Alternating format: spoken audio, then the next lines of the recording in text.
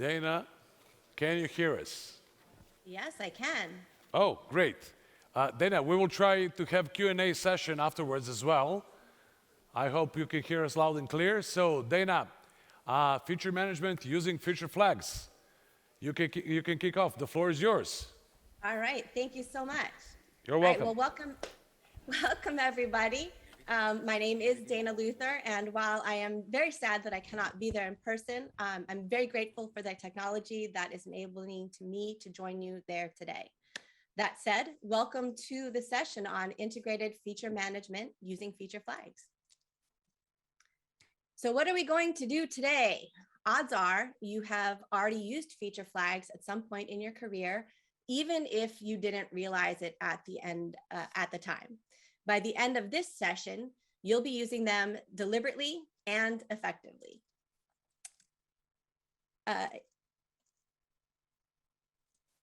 We're going to talk about today what the feature flags are, why we want to use them, and how do we integrate them into what we're doing. At its most basic, a feature flag is a variable that defines a condition.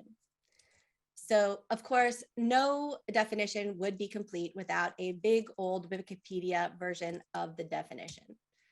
You can read this for yourselves if you want. It's very long and complicated, but what it boils down to is the fact that a feature flag allows us to use variables with conditional code to determine how the application is going to be processed or displayed to the end user. This allows us to decouple our feature rollout from our code deployment. There is a great resource that's available to us called featureflags.io. And if you want to learn more about it, I highly recommend that you go check out this website. They have a multitude of references and sample implementations that you can spend your free time reading, because I'm sure we all have a lot of free time right now, right? So what do I mean by integrated management?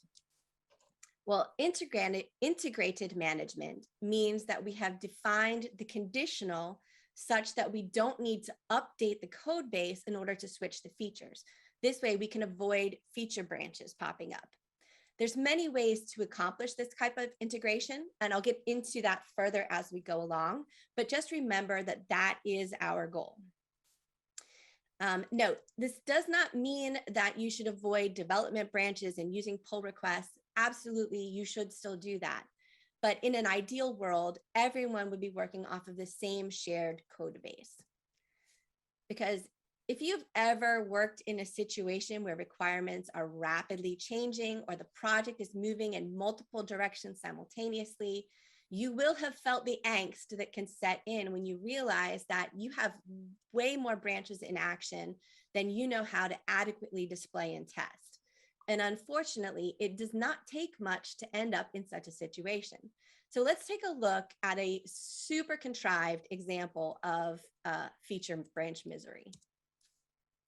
And as a caveat, all of the examples you're about to see are very, very contrived simplifications. Just roll with it.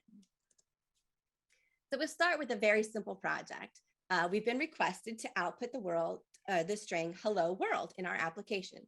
So we start with this nice, clean hello world application.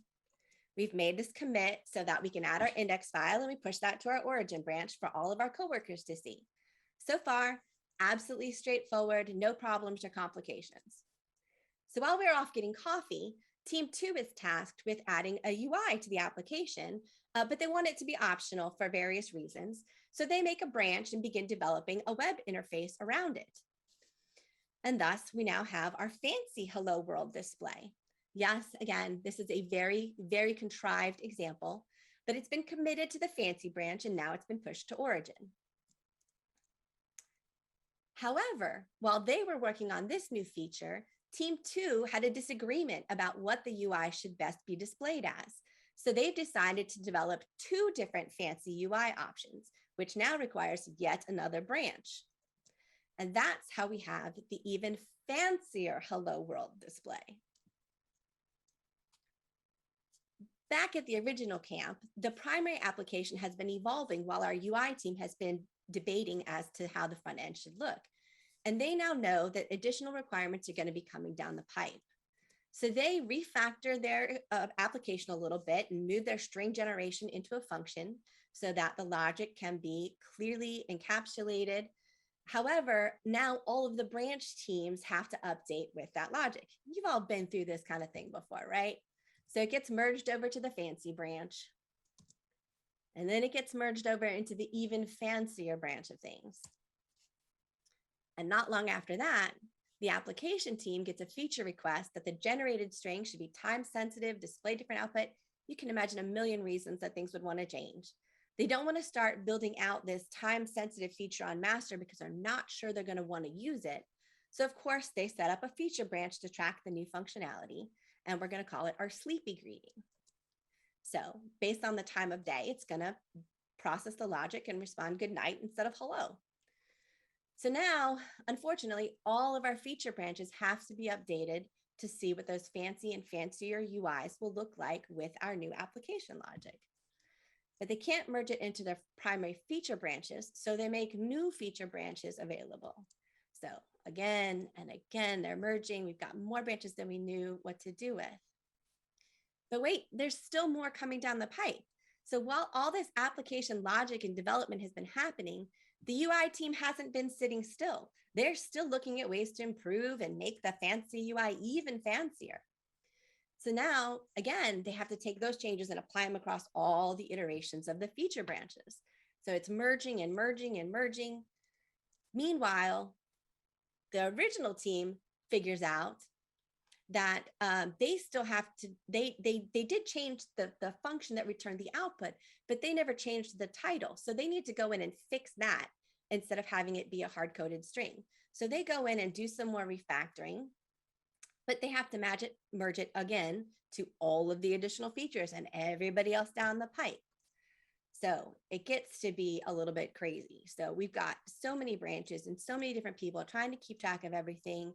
It's become a major headache for everybody involved, all just to keep track of the features that are out there currently. And this leads, of course, to everyone in the world being a sad panda because nobody wants to deal with all of that. It's just too much. Thankfully, we can do better. We do not have to live through this misery. I wouldn't be here right now talking to you if that wasn't the case. We can use our conditional statements to consolidate all of the logic that's in the branches. So, and that is where we're going to start. We're going to look at our logic and our conditional statements to see if we can clean things up. And again, remember, these are very contrived examples, but imagine if it was a much more complex situation where you're not just worrying about hello, good night. Our application logic really doesn't need to be two branches. We can simplify this. Our master branch currently is returning the original simple string. We'll call that our default setting. And our sleepy greeting branch is applying extra logic before returning the output. So we can put those together. And by adding a variable and putting the sleepy version in a conditional statement, I can now consolidate both branches into a single branch. If you've ever done this before, congratulations, you are already using feature flags. We'll make it a little bit smarter so that our Boolean isn't hard-coded into the feature branch, and the feature branch teams can toggle between the logic just by updating their environment slightly. So you'll notice we've done that in the second line there. Don't get too hung up on this way of setting the Boolean value. It is a little bit hacky, and we're going to go into better ways to do it in a bit, but it will get the job done, especially for this contrived example. So we'll make one more change, and that is to move our alternate greeting generation into a separate function. That way our teams have a little bit more room to work without stepping on each other's toes. Plus, it's just better practice. We'll keep it nice and clean. Consolidate those logics. Yay, we can now get rid of all of our sleepy branches. That only took care of the underlying logic though. What about all of our UI teams? They've been working on their fancier UIs and the even fancier UI. We still haven't addressed any of that. So how do we consolidate that piece? Well, we're going to use the same concept. We can set up a variable and use it as a conditional to determine what the application needs to do. So here we're adding our variable. You can see we did it at the top. and we'll use it in a conditional to determine what the application needs to be. If the fancy index variable is enabled, then they'll receive that view rendering. If not, it'll go to the default view rendering. We can use the same env method that we used in the previous example to set that conditional value if we need to. But again, we're not going to focus on the setting of the value too much right now, just the fact that we can consolidate it in this fashion. So now we got it all consolidated. We can get rid of all of those feature branches. So beyond avoiding feature branches, what real reasons would we want to use integrated feature flags? I mean, yes, this was very contrived examples. Do we use this in real life? Do we use it every day in our development practices? Absolutely. The first method that you will use quite often is A/B testing. The second method that we're going to talk about is Canary Rollouts. The third method that we're going to talk about is maintenance, Windows downtime, primarily either internal or third-party downtimes that you have to deal with, or seasonal content or calendar-driven content. These are four primary scenarios that you will run across on a regular basis that would require you to leverage this type of feature management. If you visit featureflags.io and go to feature-flag-uses, they have a number of additional scenarios that you can research and look into. I do, again, highly recommend reading into that. But for today, we're going to focus just on those primary four scenarios. So let's talk about A/B testing. If you've ever done a lot of this, you will understand the grin. It is one of those things that we love to look at in terms of deciding how our application is going to convert. Could it be better? Can we make it convert faster or load faster, be more performant? Lots and lots of reasons that you would do A/B testing. But at the base of it, A/B testing lets us take our user base and split them into two or more equally portioned groups. So A/B is by definition two groups, but if you did ABC, be three groups, etc. So A/B testing, two groups, equally portioned, and consistently offer everybody in each group the same experience. So if we set 50% of our people up in version A, where they can see our standard hello world, and we set the other 50% up in version B so that they see the fancier hello world. And then we ask, well, which one performs better? By tracking these options, we can use Google Analytics to determine which page has better retention, conversion, etc.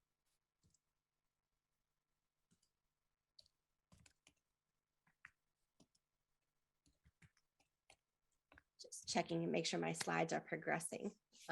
In my Zoom camera, I only see the landing page, so I just wanted to check. So the second thing we do is Canary testing. Canary testing allows us to roll out the website exchange difference to just a few users at a time. Think beta tester group. With this method, we would give the majority of, okay, so it says my slides are not advancing. I apologize. You guys aren't seeing any of this.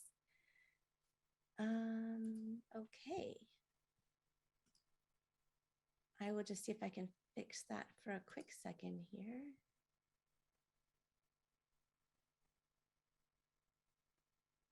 Okay, so I can either see my presenter slides or you guys can see it this way. I apologize. I think if I make it not be full screen, that will do it. All right. I apologize for that. I will be posting the slides after the presentation today. So for the slides that you've missed, obviously I'm not going to go back and re-show those, but you can look at the slide share after the presentation to get those. But here's where we are now. I'm glad I asked the question. This is our Canary testing example. And we're going to keep going.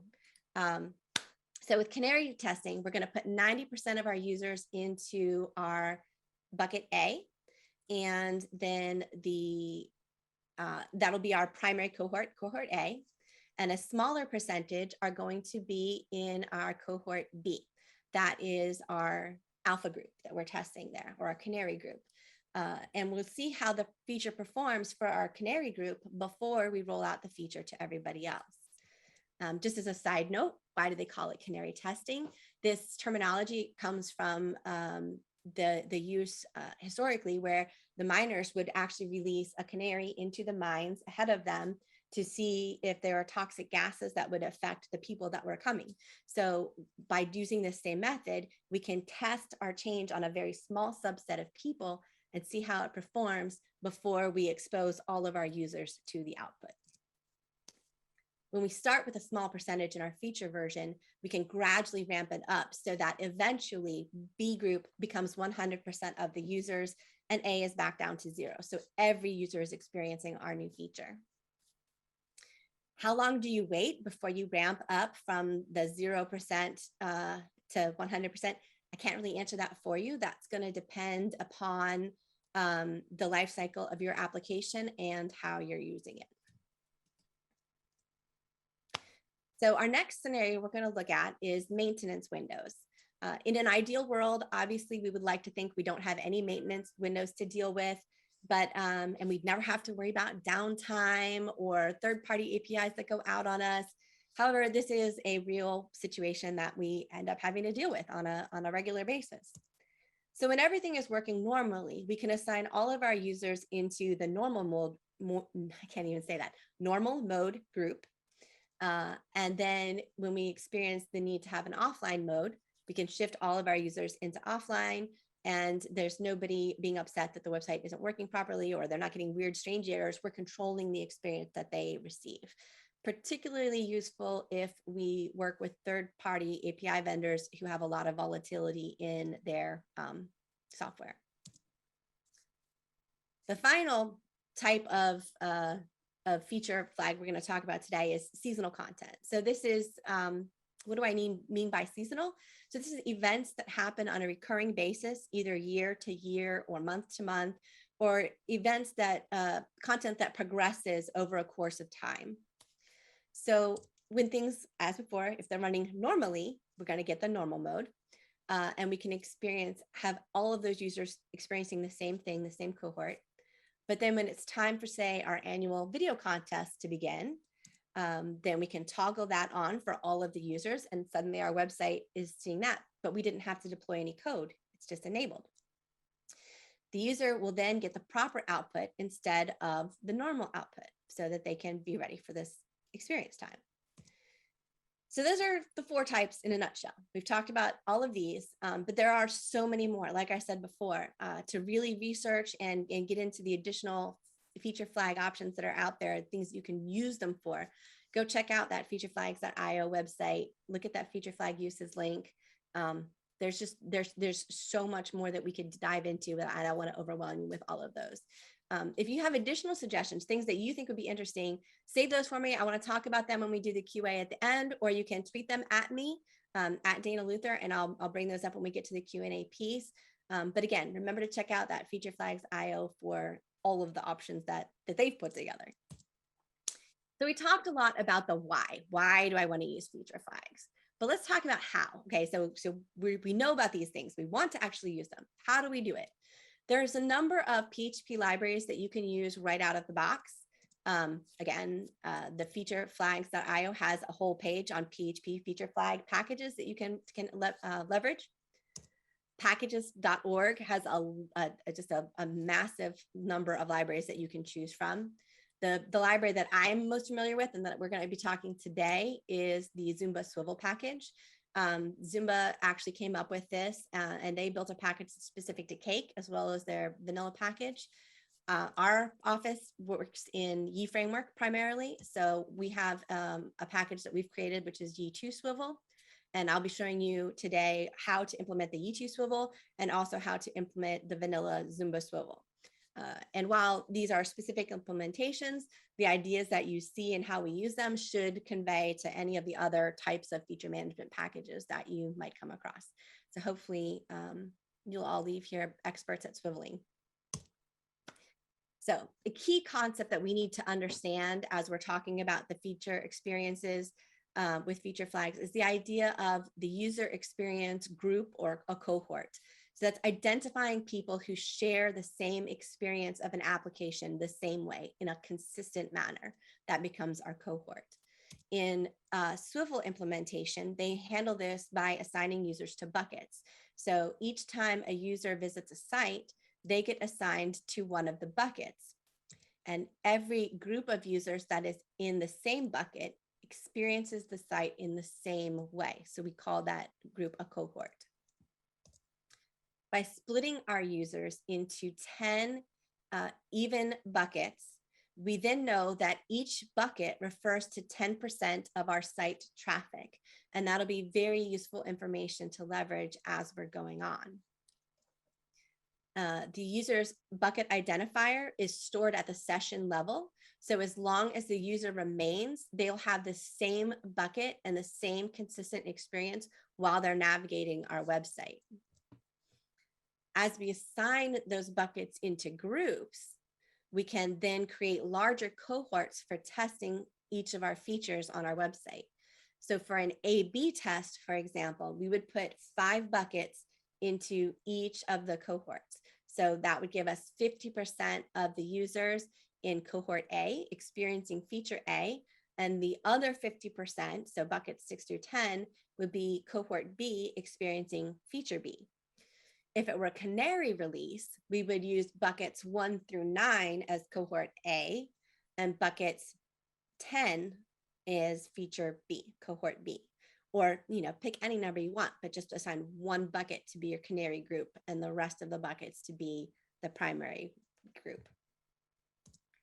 So that's great. We know what our groups are, but if I want to analyze this information and do something useful with it, I have to actually teach Google how to do it, because Google doesn't magically know. I know Google knows a lot, but Google does not magically know how we've broken out our buckets. So we can pass the bucket identifiers on through the data layer to Google Analytics, and we can configure the analytics to process all of that information effectively. If you're not familiar with GTM, Google Tag Manager, and Analytics, here are some resources that you can look at that will give you the actual screens that I'm showing you now, that I'm about to show you rather. These are the information on how to go about doing this. So again, if it's too small to read, don't worry, I will be posting the slides later after the presentation, so you can click the links directly there. But the first thing we're going to do is, if you're familiar with data layer, we're going to add our bucket ID to the data layer object that we're passing through to Google Tag Manager. When all we've done here is, if you look at the yellow arrow indicator, shows you where we've added the property bucket ID, and it's popped in the 2 from the user session to say, okay, this user is in bucket 2. Then we will advance over to the Google Tag Manager screen, and we're going to add a variable configuration named user-bucket. Could be arbitrary, anything you want, just be consistent with it. I like to call it user bucket because it's self-explanatory. And it's going to be of type data layer variable. And we're going to associate it to that data layer variable that we named bucket ID, so that it matches the property from the data layer object in the previous slide. It's very important that those names match up. You can call it whatever you want, as long as you're consistent and they match. Next, we'll go over to the GTM again, and we're going to add another variable configuration, but this one is going to be of the type Google Analytics setting. And we're going to set a dimension value, a custom dimension value for user bucket. Again, could be whatever you want, but keep it consistent to match the variable name we created previously. Do note the use of double curly braces around that. It's important for how Google processes it and passes it on. So this is going to be passed to our Google Analytics as custom dimension 1. We can pop into our Google Analytics. We can see that the custom dimension is there. We're going to pull it in as our user bucket variable for custom dimension 1.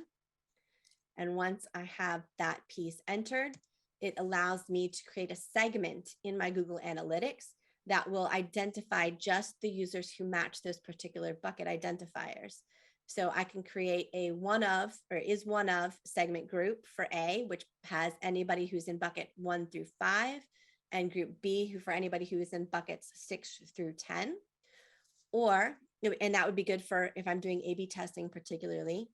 Or I can create segments for each of the bucket identifiers. So if I want to look at just the traffic for bucket 1 or just the traffic for bucket 2, I can identify those and look at them either independently, or I can group them again in the analytics. If you're using an APM like Instana or Datadog, you can also pass the value through to your APM, which will get you additional insights into the performance of your application and your features, and also help you gain awareness of any potential issues. I'm not going to go into the details of how to do that one now because it's kind of too specific, but it is possible. And if you have questions about it, please tweet me later. We'll talk through it and I will do what I can to help out. So Google is all set. Now we're ready to actually try our features and know what we're doing with it. It was a lot to get set up, but it really becomes important when you're trying to quantify how successful your features are and your changes are to your website, or how damaging. It's very important to know the impact of the changes that you're making. So let's start with our Canary Release scenario, and we'll learn how to swivel it. So to swivel anything, we first have to identify what it is that we're comparing or displaying. And we call these labels our slugs. So our index style is the feature that we're modifying. The .fancy flavor, so index style.fancy, is a flavor of our feature. Index style.fancier is another flavor of our feature. The index style is the parent node that works also as a kill switch for the whole feature. So if I remove my index style, I'm actually removing all of the variations of the feature so that it falls back to the default. What we're going to do in the back end is we're going to have a database table that we will update to insert all of our Swivel features and our feature slugs and our user cohort settings. So we will create a feature slug called index style, and we will enable it for all of the buckets. Then we're going to create a fancy flavor as index style.fancy, and again, enable it for all of the buckets. And then we're going to create index style.fancier and only enable it for buckets 9 and 10. So now if I had left the 9 and 10 off of the index style.fancy, those users would not be able to see that option as it fell backwards. So I need to make sure that I've included them in the original fancy option, not just the new feature. So with this breakdown, we're going to have 20% of our users, because each bucket, remember, is 10%. 20% of our users will have our Canary feature of the fancier flavor. And we're, like I said, we're going to store this in our MySQL database. It could be any persistent database that you choose, MySQL, Redis, whatever you want to do. You could even have a flat PHP file. Kind of defeats the purpose of having a dynamic backend for it, but it will work, absolutely. The E2 Swivel package uses a MySQL backend by default. What Swivel does is it actually pulls the data from storage and maps it into a data array like this. You can see that it has each of the index numbers for each of the files or each of the styles, and it will apply them out as it needs to. You really don't need to know about this bit. It's just nice to understand how it's working under the hood so that you know, when something is unusual, you know where to look and why. Plus, I just like to know how things work under the hood. So now that we know how it works, how do we actually implement this into our situation? We've made our feature slugs. How do I use those feature slugs in my application? So what we're going to do is we're going to take our standard code that we wrote earlier, that after we consolidated the branches, and we're going to see if we can implement a feature toggle instead of our hard-coded Boolean conditional. And so to do that, it is time to refactor. So if all we need is a simple binary response, it's either A or B, we can use the return value swivel to indicate that it's a Boolean. I can use the swivel return value method to pass it the feature slug I want to check for, and it will take the first parameter, actually the second parameter passed, will be the value it returns if the user is enabled for that bucket. And the third parameter passed is what it will return if the user is not enabled for that bucket.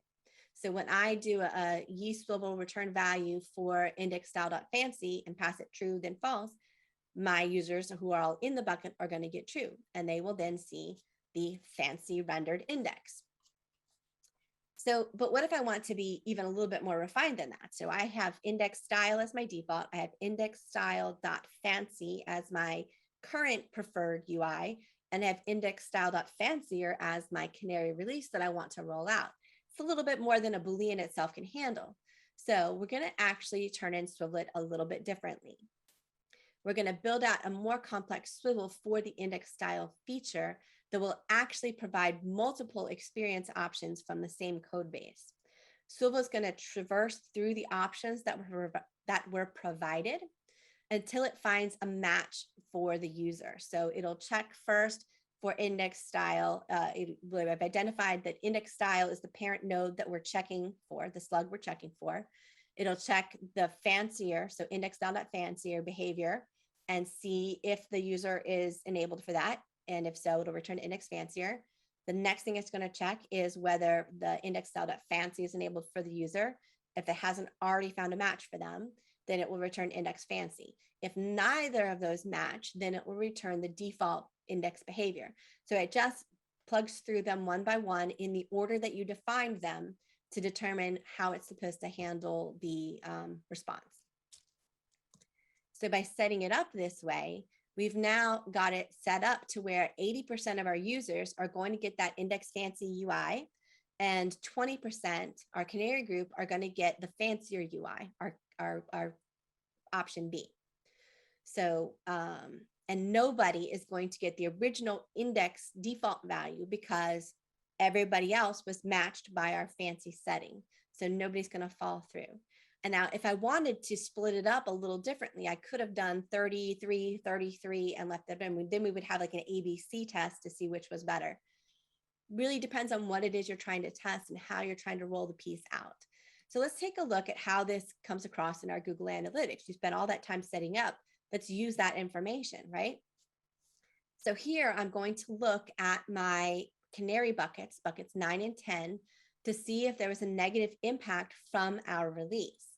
And hopefully I was a very responsible developer and I went into Google Analytics and I added an annotation for the day I released it so that I have a very clear sign of when the change happened so that I can look at the metrics from before and after to decide whether we're improving or not, or whether we're harming our website.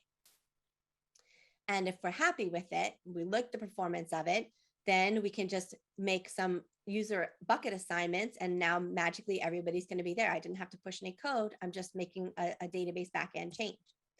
All I have to do that is to add all of the remaining buckets to my index_style.fancier. Now you'll note all of the feature slugs now have all users assigned.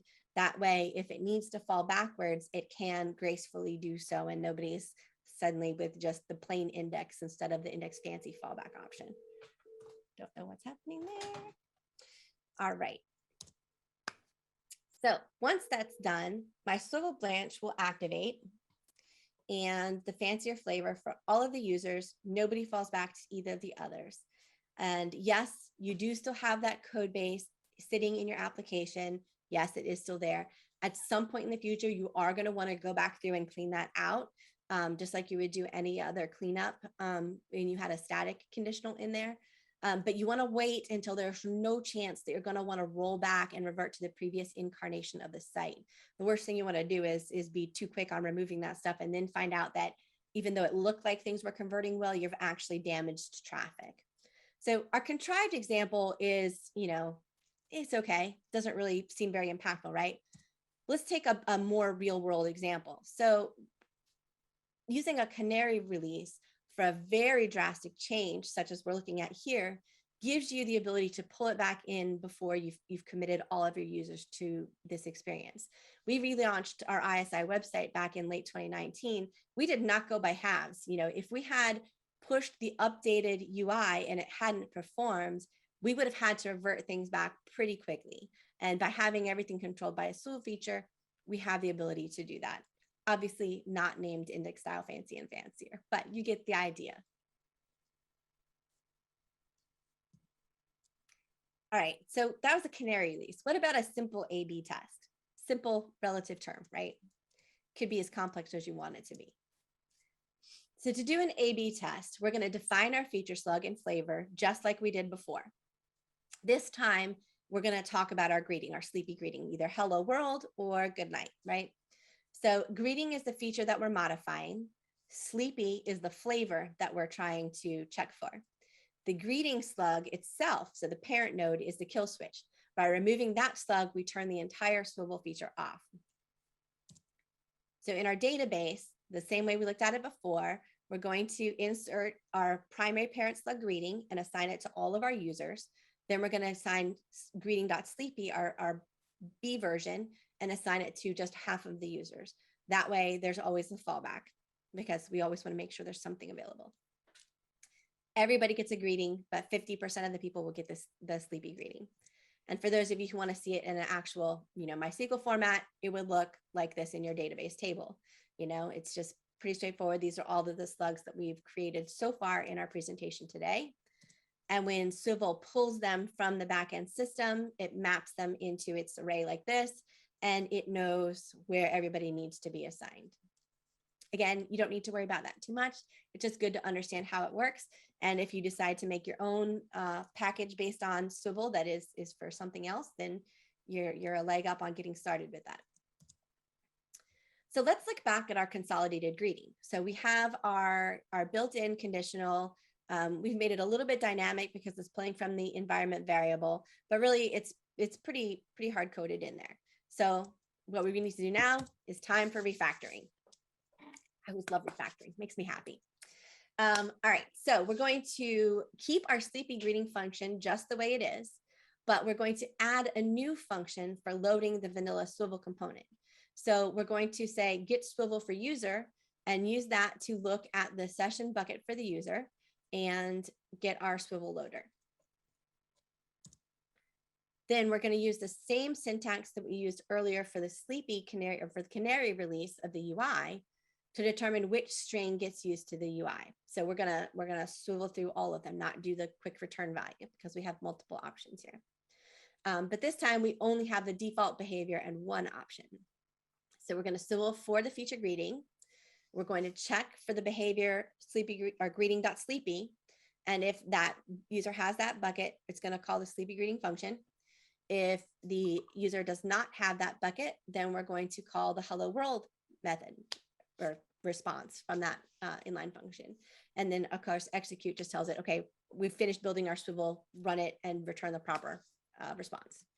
So then when we look at it for our users, we'll have 50% we set up in bucket A, and we have 50% that we set up in bucket B. So we know that our sleepy greeting is being provided to all of our users in cohort B. And when we pull it up in our Google Analytics, we can have a segment for all users. We leave the all users display in. We can look at the segment for group A, and we can look at the segment for group B and know that of each of those cohorts, which one is performing better, which one has a longer time on page, which one has a higher page value. Whatever metric you need to be looking at, you can pull that in. And then from there, determine, which feature is better, the A version or the B version. And whichever one it is, then you're going to pop all of the users into that bucket. So in this case, we're going to say, well, my B version didn't actually perform better. So I'm going to move all of the users back to the original greeting bucket. We're going to take everybody out of this greeting.sleepy. But because I've done this, we're essentially just using the default value.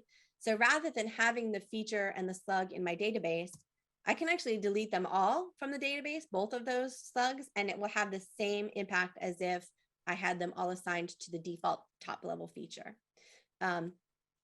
It's your preference which way you want to go about using those. I prefer to kind of leave them, but again, at the same time, only because it's easier to turn them back on if you need to. But if you're not going to turn them on, it's slightly more performant to go ahead and remove the slug options from the database. Because remember, on the back end, every time it sees those slugs and definitions, the Swivel is actually building a PHP array of all the values. So if you remove them from here, they're not in the array.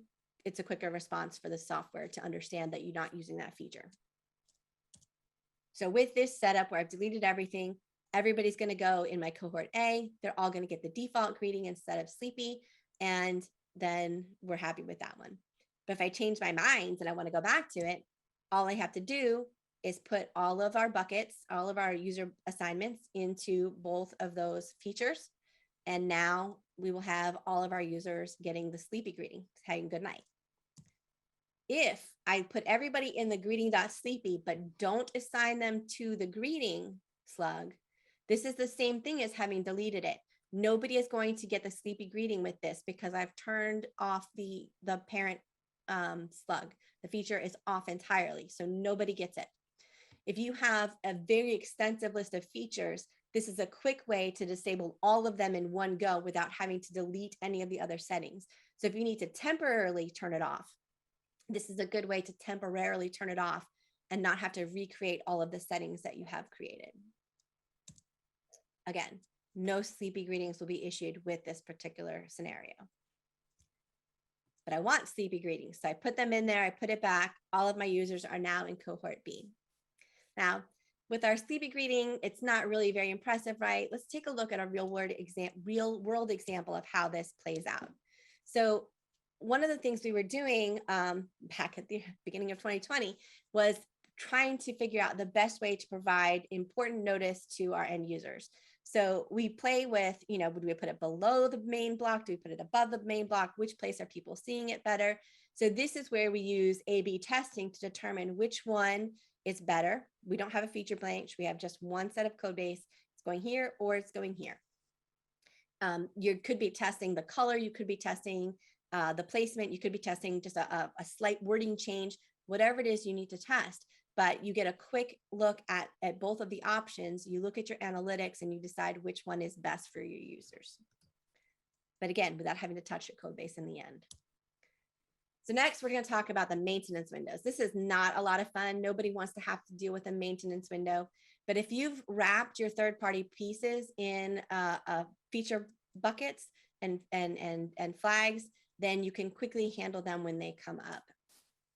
So having a dependency on a third-party API can sometimes leave you in the lurch if they need some downtime. It's outside of your control. So we plan around this by wrapping our use of their system in a feature that we can toggle on or off.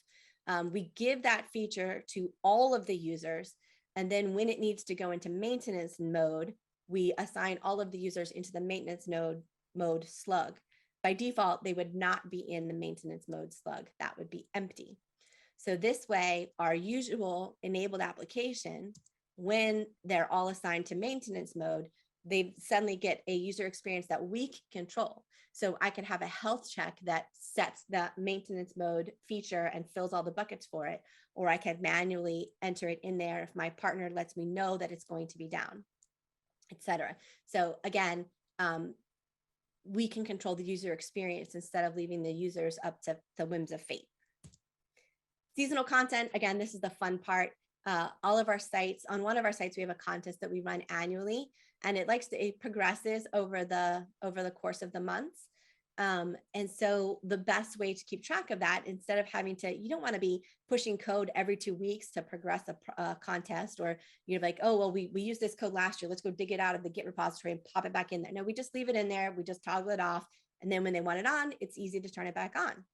So we define our features. We can say, okay, here's our contest, here's our accepting entries, here's the voting stage. And as it progresses, either manually or through cron jobs, we say, okay, we're going to pop all the users into these buckets, and the contest can progress at its standard pace. It is an easy way to have something be quick and painless in terms of your code base without having to change stuff a lot.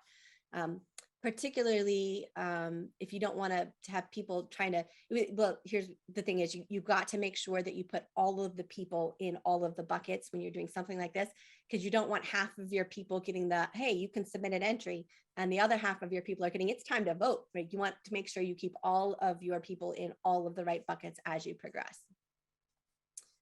And when we're looking at this example, you could actually chain them so that it was, contest open dot accepting entries dot. You can take your flavors and you can extend them down as much as you need to.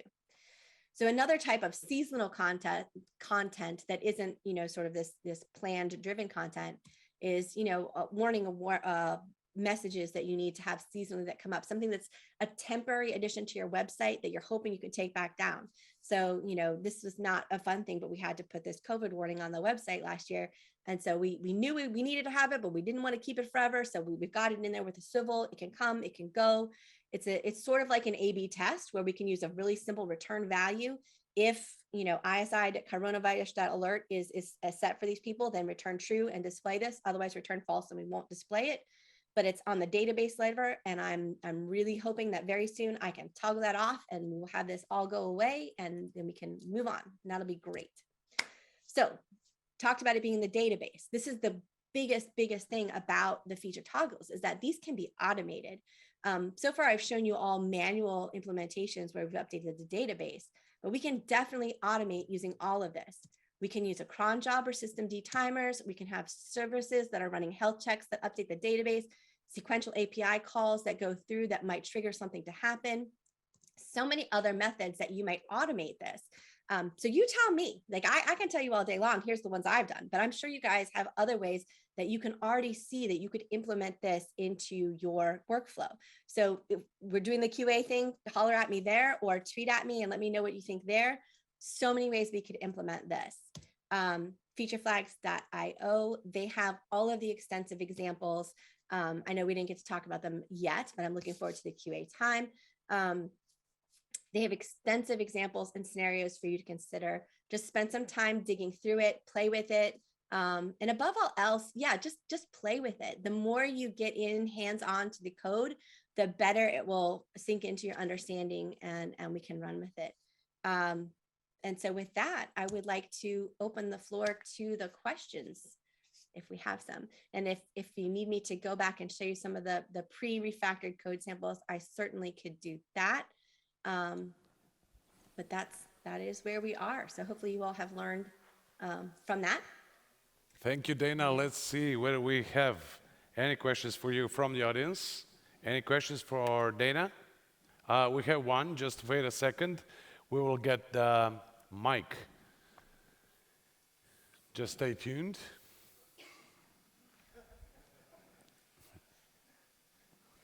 Okay, here we go.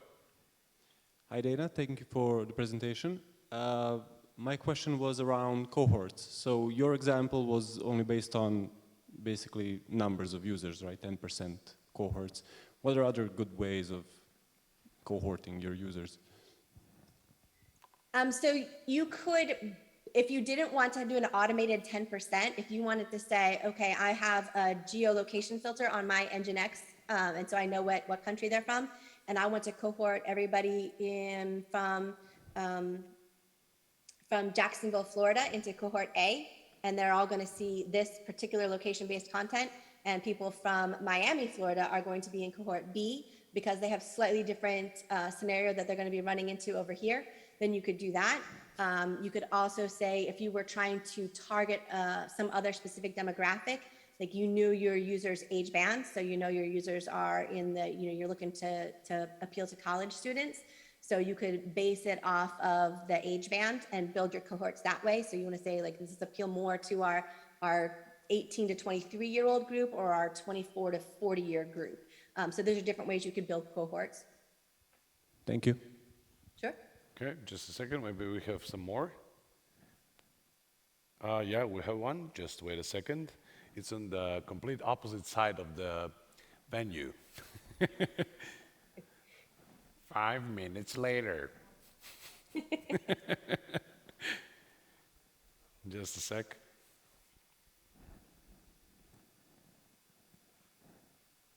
Here we go.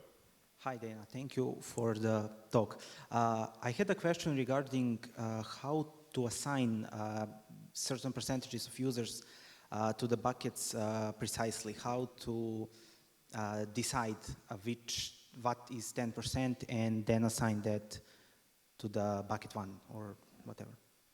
Yeah, so the Swivel feature will do that automatically in the package, but essentially it's just, let me see if I have the code base handy here. It's just going to pull a randomizer, and then it's going to look at the allocations and just keep distributing them round robin through. So, you know, there's lots of ways you could implement it. I would pull up the Swivel code base and look at the specifics there. Okay, thank you. Okay. Do we have any more questions for Dana? Oh, yeah.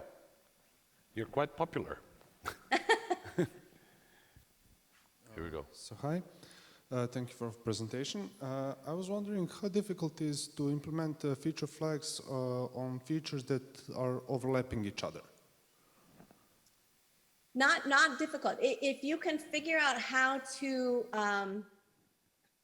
so like if you wanted to have, you know, your feature dot sleepy dot early risers and then feature dot sleepy dot late risers, and you wanted to change the time plans for that, you could actually fine grain it there, or you could have really if you can imagine how to stack the conditional statements so that if this scenario then this, else if this scenario then this, if you can picture the logic in your mind about how those pieces will go together, you can definitely swivel the features around or toggle them.